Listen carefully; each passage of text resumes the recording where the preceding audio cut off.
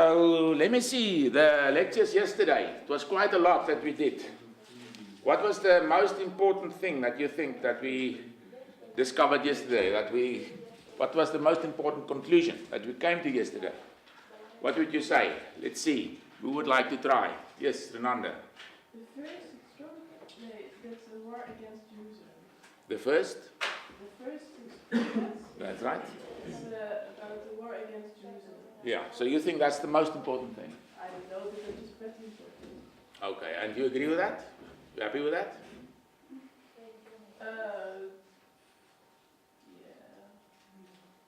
I think so. You're welcome to disagree.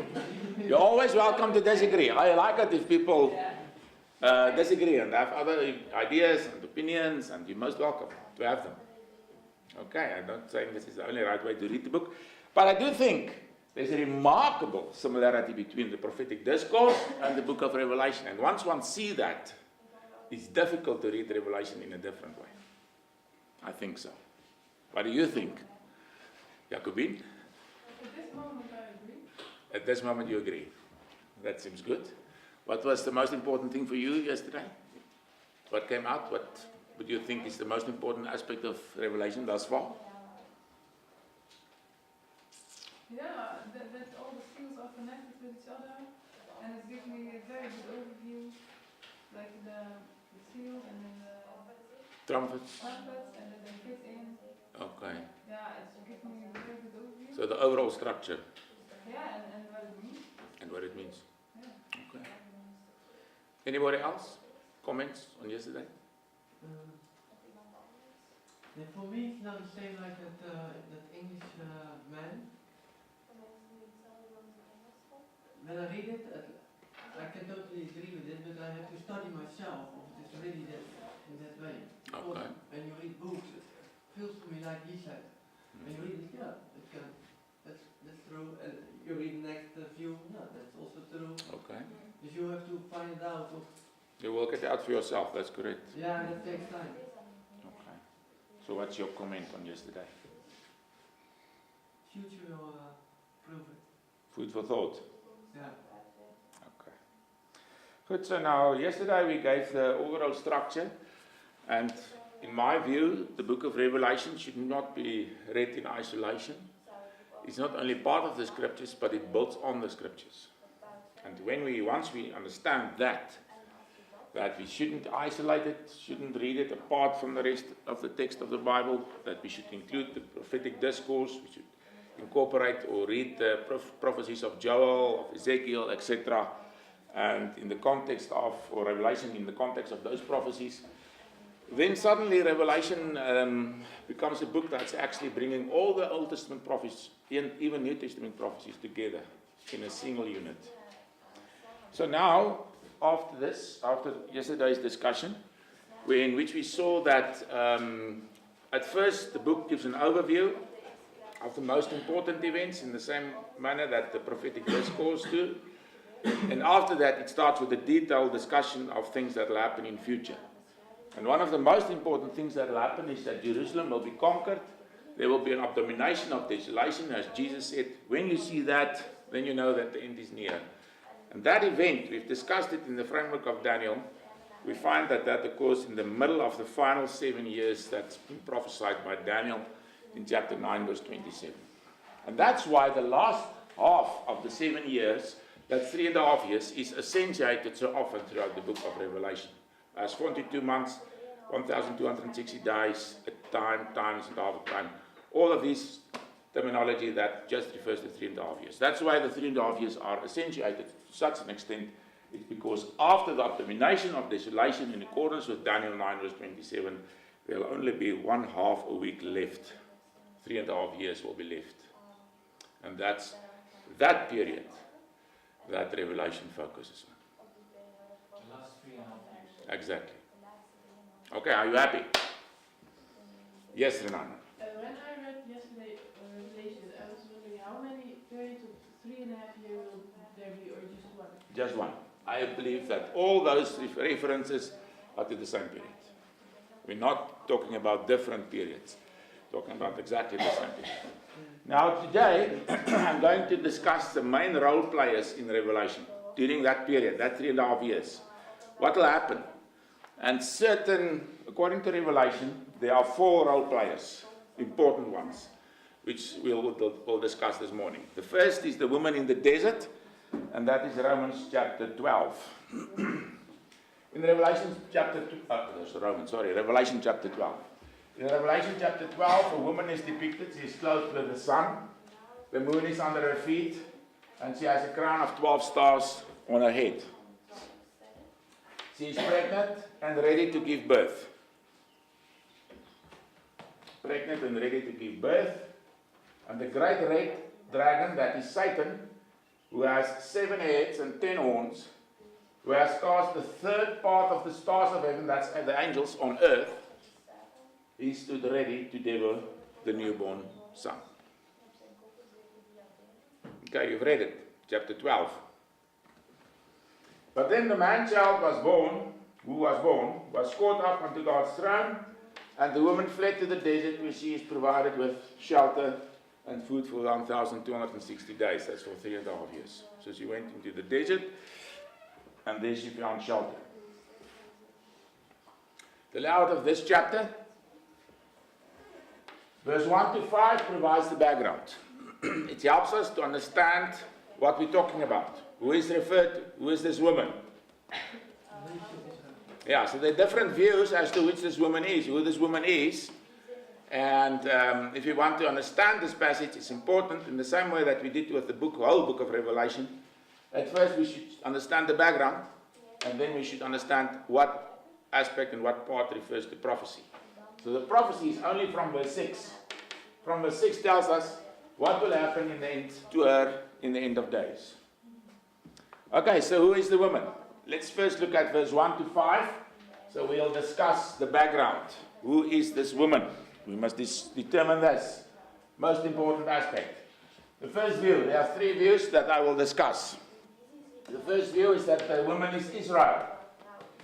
Okay, where did the image of the sun, the moon, and the stars originate? Who would like to tell me? Where does the author of Revelation, or the way that it's depicted, where is the origin of this image of the moon, the stars, the moon, the sun, and the 12 stars? Who would like to try? Yes, Sabina. Exactly. Where? Where do you find it? Where is Joseph and his brothers? He had this dream. Yeah, Joseph had this dream, yeah? Yeah, and he turned to his brothers. Yeah. That's where the conflict starts. Yeah, that's correct, yeah.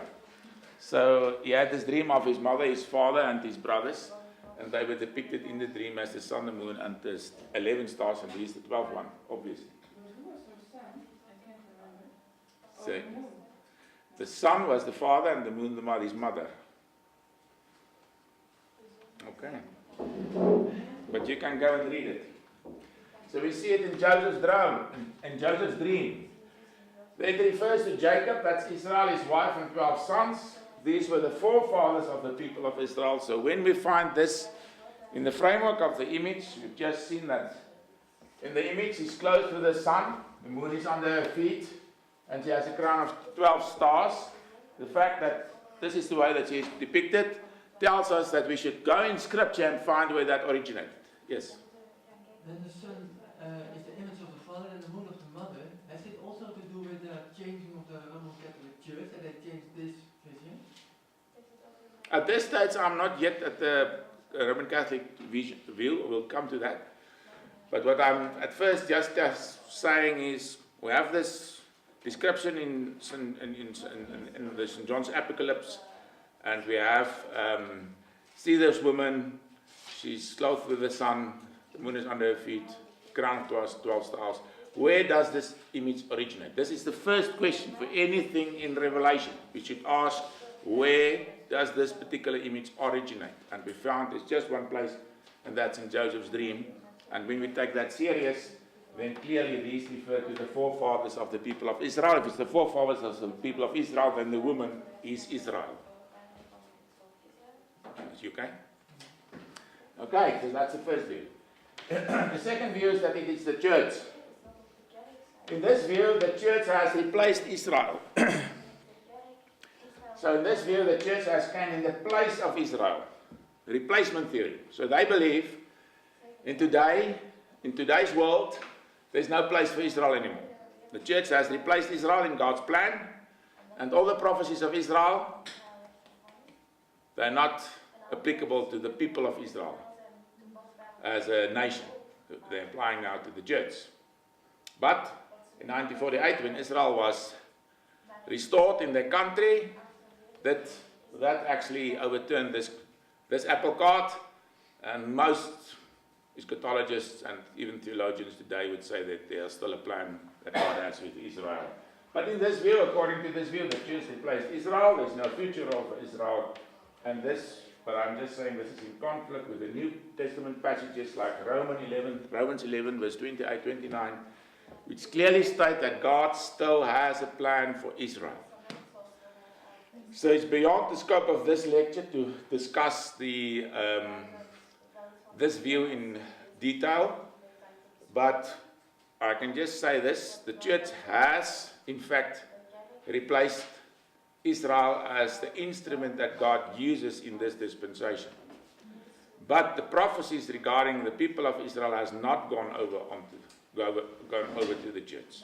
It's still applicable to the people of Israel. And they will come to the Lord in the end of days in accordance with the prophecy. For example, Isaiah chapter 66, where we read that the whole people of Israel will become born in one day. They will come to the Lord in one day when He returns on the clouds of heaven.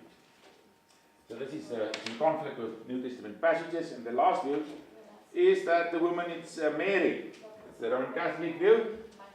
It goes against the biblical use of the symbols of the sun, moon and stars, which have reference to the forefathers of Israel. Why do they say it's Mary? Because Jesus was born from Mary. Okay.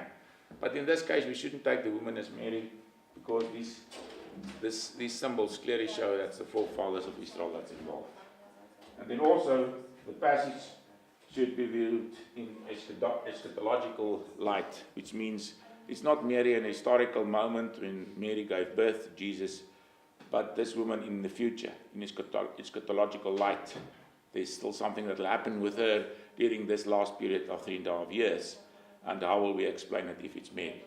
We won't be able to explain it. So it refers to the end time events, and we've referred to the 1,260 days. You happy? Everybody happy? Is you, Michal? Happy? Yes, yes. Nice. Good. This brings us to the man-child. She gave birth to a man-child, this woman. We're still busy with the background. Before we can discuss the prophecy, we must first discuss the background, verse 1 to 5. The man-child that was born, he rules over the nations with a rod of iron. You think it's Israel, the woman? The woman, yeah, I believe it's Israel. I've given the three views and the comments, and in my view, the only view that makes sense is Israel. Because the prophecies regarding Israel has not gone over on the church. We can't accept that. And the image is clearly referring to the forefathers of Israel. And she has a role to play in end time events, which we know about so many prophecies regarding Israel. Okay, so the man-child that is born to the woman, he came from Israel. He rules over the nations with a rod of iron. This does not refer to the government of saints. In Revelation we also read that the saints will govern, and the saints will govern with a rod of iron. So maybe one could think that it's the saints that's referred to. Some people would think that maybe this is the rapture or the saints that's spoken of, but this is not the case. It's the Lord Jesus himself, the one that would rule with a rod of iron. The name of the man-child agrees with his other name, Son of Man, as Jesus is often called. The Satan did in fact try to kill Jesus just after his birth, as is depicted in this particular vision, and he is caught up onto God's throne, which merely depicts the ascension. Jesus ascended to heaven. So this is just a depiction. It's not just telling us what happened in history. It's just a depiction to give us the background for events to come. Okay? To show visually. Yeah. But it's actually a depiction then of history. Yeah, so the first part is just historical, giving the background that we can understand about whom this depiction is regarding future events. Now I'd like to compare Revelation 12 and Daniel 12. So now we get into more detail regarding this particular prophecy. If we compare Daniel 12 and Revelation 12, what we find at first is in both cases the woman is persecuted. In the one case it's Israel that is persecuted, that's in accordance with Daniel 12, but in the Revelation it is the woman that is persecuted, Revelation 12:30. In Daniel we read that this will be the most severe persecution ever. Okay, Daniel 12, it's the most severe persecution ever. Are you happy, Renanda? Is there a problem? Yeah, Sort it out. I was wondering, like, with like verse 4, did he explain it? You explained it. Perfect.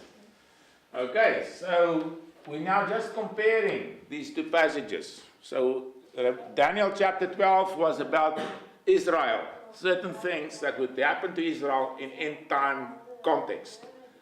Revelation 12 is about the woman and what would happen to her in end time context, and we've just said that in our view, my view, that woman is Israel. Now we're comparing these two passages. It's also the view of my study Bible. Say again? It's also the view of my study Bible. Is it? Nice. Okay, so in Daniel we read that this will be the time of the most severe persecution ever. B, the persecution or tribulation during this period, so in both cases, in Daniel 12, Israel is persecuted in the most severe persecution ever. And in Revelation we find the same thing, that this woman is persecuted, and she flew to the desert during this time of persecution for a period of times and half a time, which is also taken from Daniel, the book of Daniel.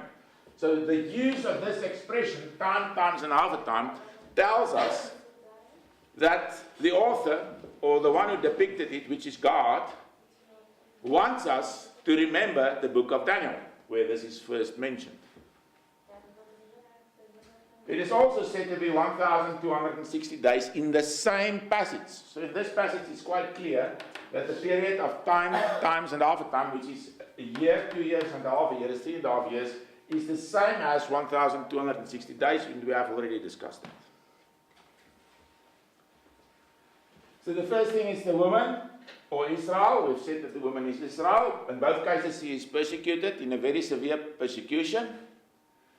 In both cases this period is mentioned of a times and half a time, that the persecution will be during which he will be persecuted, and then in the third instance the angel Michael acts. In both cases. He is the prince of the people of Israel. In Daniel 10 verse 21, we read, as well as 12 verse 1, that the angel Michael, he is the prince of Israel. He's the prince that is over the people of Israel. So if we find the prince or the angel Michael operating in Revelation chapter 12, immediately we think that this passage should concern the people of Israel, because Michael is the angel of the people of Israel, over the people of Israel. Okay, so this gives another reason why we should think that the woman is Israel. D, these things happen with the people of Israel. In Daniel 12 verse 1, it's quite clear that these things, Israel is persecuted, she's severely persecuted. She's persecuted for a period of times and half a time, during which the angel Michael will act. This is what Daniel says what will happen with Israel. But now, in Revelation 12, exactly these same things are described and is applied to the woman. So this tells us that the woman must be Israel. And then E, these things happen just before the resurrection of the just in Daniel. Remember, we read that passage. Daniel 12 verse 2, we read about the resurrection of the just. Also the unjust, just after that, unrighteous. But at least the resurrection, so it's in the time of the resurrection, it will be at the end of time according to Revelation. So both Daniel 12 and Revelation 12 is about end time events. In both cases, this woman is persecuted, which is clearly Israel, severe persecution for a time, times and half time. In both cases, the angel Michael acts. So it seems, in both cases, it refers to events at the end of times. It seems that Daniel spoke of the very same things, i.e. that would happen at the end of days. Okay.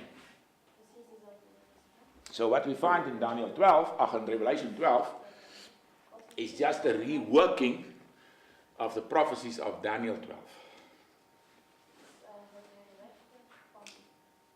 You happy, Michael? Okay. Gideon, you happy? You with me? You're welcome to ask. If you're not sure, just ask. So now we talk about the war in heaven. During that period in which Michael is operative, we read that there's a war in heaven. The angel Michael and his angels fight against Satan and his angels in heaven. We read that in that passage in Revelation 12. And then we read that the accuser of the brethren is cast down from heaven. He was at that stage, he still had access to God's throne, and then he was cast down during that fight. He came down to earth with great wrath, since he knows that he has only a short time before the end. He knows that his time is short. The end is in sight. It's not far before he will be judged. Yes? You said in that state he was able to go in heaven to accuse the brethren. That's correct. When was it? Was it before he was thrown down on the earth? So when is he thrown down? When? Yeah, in Isaiah 14 you can read about it. Well, in a certain sense he has fallen long ago, but in another sense he still has access. In Job also we read that he has access, even after he has become a fallen angel. He has access to God's throne, and he go and in Job we have quite a nice description of that. He's accusing the brothers. But then we read that there will be a fight. So when will this fight be? It seems to me that it's the time when Michael will be operative and acting regarding Israel when she is severely persecuted. So it seems that the Satan will be thrown from heaven in a final sense during this last period. This final 3.5 years. This is when he will come down to earth with great wrath. Yes? Yeah, I have a question about it, because in Hebrew it says that Jesus went to the heavens to cleanse the heavens and so on. Yeah. So if then the dead one has still access, then it's dirty again. No, I don't think so. I don't think he lives in heaven. But I think he does have access. We're not sure what... You see, heaven normally just refers to the heavenly realms. It's an enormous place. Yeah, okay, but I think in So, Hebrew they- but where God lives is absolutely holy.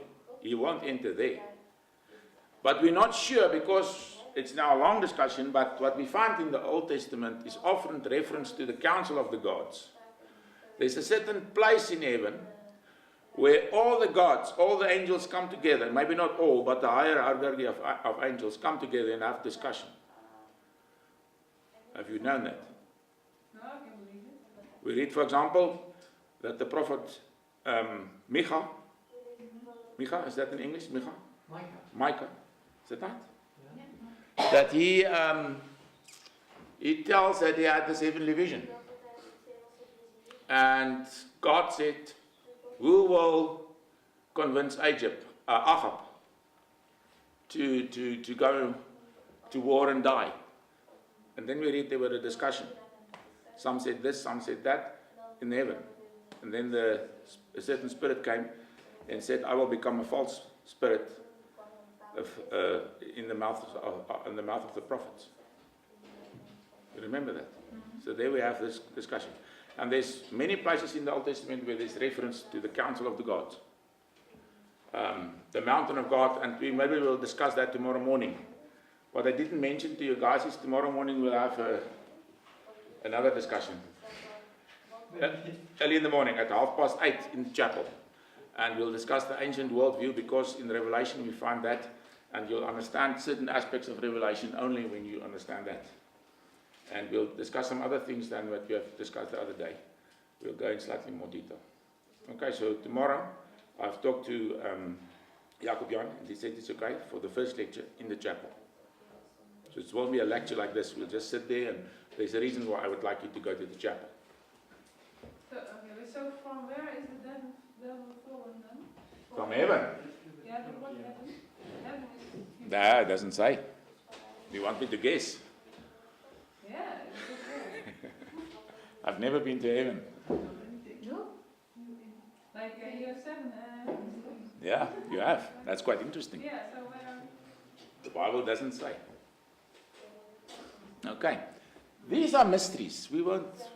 As humans, we won't miss how this works. Okay, so he came down with great wrath. Woe, we read, woe to the inhabitants of the earth and the sea, for the devil is come down unto you, having great wrath. He's very angry. Satan's wrath is directed especially towards the woman, which we have now seen is Israel. And she is persecuted, severely persecuted. Although she hides in the desert, we nonetheless read that she is persecuted during that time in Revelation 12 verse 13. So she hides in the desert, but she is nonetheless persecuted, severely persecuted during that time of the devil's wrath. Does it mean that in verse 6 there's written this is in the desert for, I don't know how to English. The wings of the eagle. Nou ja, omdat men daar zou voeden. She's feeded there. Oh, she's feeded there. Yeah. This is what I want to show you. Some interpreters believe that Israel will hide in the city of Petra in the desert. Afrikaans sê sy word onderhou. She's kept there. She's provided with her needs in the desert. So something that some interpreters think that's in Petra. Petra is a city of rock city. It's deep in the desert in Jordania, in Jordan. I've been there a few times. And they believe there's so many holes and caverns and all sorts of caves in the rocks that people has made through the centuries, that she will hide there. And some has even gone and put some Bibles and stuff in there. I don't know. It's just an opinion. So I don't know whether I answer your question. No, I was wondering what is meant with that she's feeded there. Yes, he's provided with there. So I think it'll just be a safe haven for her in some way that we don't understand at this stage already. Maybe it will be a friendly government. We don't know. Maybe the Israelis has built an underground city somewhere in the Negev. We'll never know. And in that period, they'll all go there. Who will know? Here is also stands that it's about the Jewish believers and the Antichrist is there is a great persecution and the Antichrist has vervolged them and that they don't go to the desert. Yeah, in this case, I don't think it's Jewish believers. I think it's the people of Israel. So it's the Jews themselves. The Jewish believers will also be persecuted. But I think this refers to it. Okay, there are many other Old Testament. 5 minutes. Is it? I'm nearly finished. Let me just see. May I just do this before we break? Is it okay? Because we started really late. Yeah, okay, that won't take long. There are many other Old Testament prophecies about the persecution of Israel at the end of days. We read about the time of Jacob's trouble. That's quite often used and referred to, the time of Jacob's trouble. And of Israel coming in the furnace of persecution. We read that in the Bible. Ezekiel says, as silver is melted in the midst of the furnace, so shall ye be melted in the midst thereof. In Ezekiel chapter 22, verse 22, it seems to refer to end time events. Malachi says, writes, he shall sit, that's God, as a refiner and purifier of silver. And he shall purify the sons of Levi and purge them as gold and silver. Daniel speaks about the time of trouble, such as never was since there was a nation even to that same time. Daniel 12 verse 1. And it's often referred to as the Great Revelation, which is reference first of all to the people of Israel, even before it refers to Christians. There are also other prophecies that mention that Israel will hide in the desert, and here is some of them. If you read the book, you'll find I'll have a much more in-depth discussion in the book. May I do this last slide also? You do? Would you allow me? Then I'll give you 5 minutes. Give me 3 minutes, we just start a little bit late. Okay? This is the last one, you can check. See? It's the last one. Okay, so there are 2 witnesses that will operate during that period. The 2 witnesses are active during the period of 3.5 years that Jerusalem is tread underfoot by the nations. We've seen that, that's chapter 11. So in chapter 11 we read that Israel or Jerusalem will be tread underfoot by the nations for 3.5 years. During that same period, obviously Israel is being persecuted. She flew to the desert where she is kept for that period. These 2 witnesses will operate in Jerusalem. They are clothed with sackcloth. They have the power to smite the earth with plagues. Fire proceeds from their mouth. They stop the rain falling and can turn water into blood. There are 2 olive trees and candlesticks that stand before God. That's a reference to the prophecy of Zechariah. The image is taken from Zechariah 2 verse 3, where Joshua and Zerubbabel are depicted as 2 olive trees next to a candlestick. So this prophecy is reworking the prophecy that we found in Zechariah, where at first it referred to Joshua and Zerubbabel, but now it's applied in end-time context to these 2 witnesses. They guide Israel in the time, Joshua and Zerubbabel guided Israel in the time after the Babylonian exile when the temple was rebuilt. So maybe in the same manner, these 2 will guide Israel in that very difficult time. The 2 witnesses are killed by the beast that came forth from the bottomless pit and who led his armies against Jerusalem. They come back to life after 3.5 days and descend to heaven. Zechariah 4 verse 3. Say again? Zechariah 4 verse 3. 4 verse 3. Yeah. You mentioned the wrong chapter. So it's wrong. Yeah. Nice, I'll change it. Okay, so let's take a break.